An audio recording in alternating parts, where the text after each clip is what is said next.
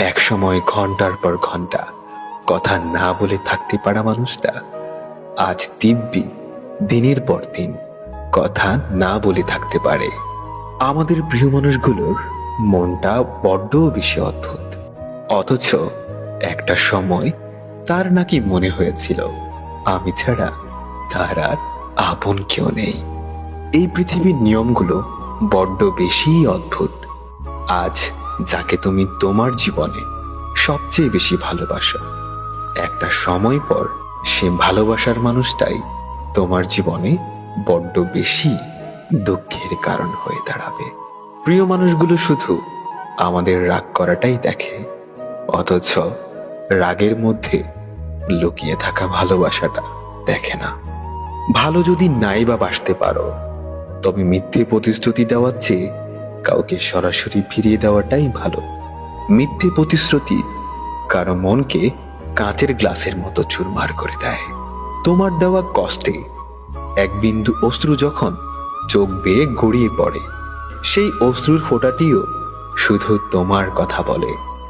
মনের ভাষাটা বোঝো না তুমি, হয়তো শুধু মুখে বলি তাই। তোমার দেওয়া হাজারটা আঘাতের পরেও শুধু তোমায় ভালোবেসে যায়। যে মানুষটা অল্পতেই খুশি হয়, আবার সেই মানুষটাই খুব অল্প আঘাতে অনেক বেশি কষ্ট পায়।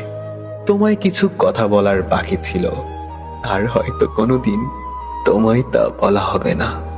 এখন মনকে বোঝায়, ভালোবাসলে কি তাকে পেতে হবে? থাকুক না সে দূর আকাশের তারার মতো করে। কেউ না চেয়েও পেয়ে যায় বারবার, আবার কেউ হাজারবার চেয়েও প্রিয় মানুষকে পায় না একবারও। এখন আর কাঁদতে পারছি না। কাঁদতে না পারার যন্ত্রণাটা খুব বেশি ভয়ঙ্কর হয়। হয়তো তোমায় পাবো, এই আশাটা নিয়ে এখনো আমি অপেক্ষায় থাকি। শূন্যতা অনুভব করা যদি ভালোবাসা হয়, তাহলে আমি তোমাকে প্রতিটা মুহূর্তে ভালোবাসি। সত্যিকারের ভালোবাসাগুলো কখনো সঠিক মর্যাদা পায় না। কপালে যদি সুখ লেখা না থাকে, সেই কপালকে পাথরে ঢুকিয়েও লাভ নেই।